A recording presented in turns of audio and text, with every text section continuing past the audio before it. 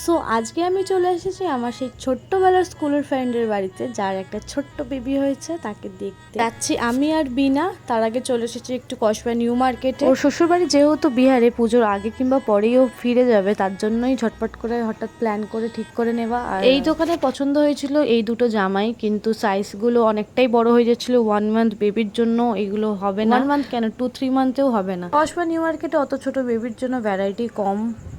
এখন ভাই বলো, লটারি টিকিট পেয়েছি। হ্যাঁ, লটারির টিকিট চলছে।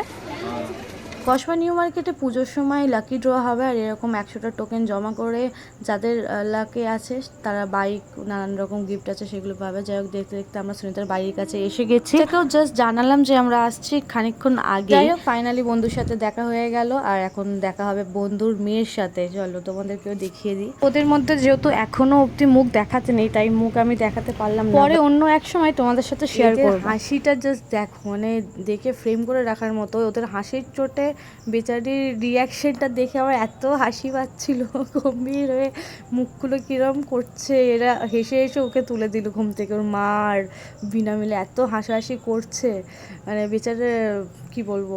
দেখো এখন এদের হাসি থামছে না। জেগে যাওয়ার পর আমি একটু কোলে নিয়ে যখন একটু নাড়াচাড়া করছি, দেখছি যে আবার ঘুমিয়ে পড়ছে। 3 রাত বেচারি মেয়েকে সামলাতে সামলাতে ক্লান্ত। আমাদেরকে দেওয়ার পর ওর রিয়াকশনটা দেখো।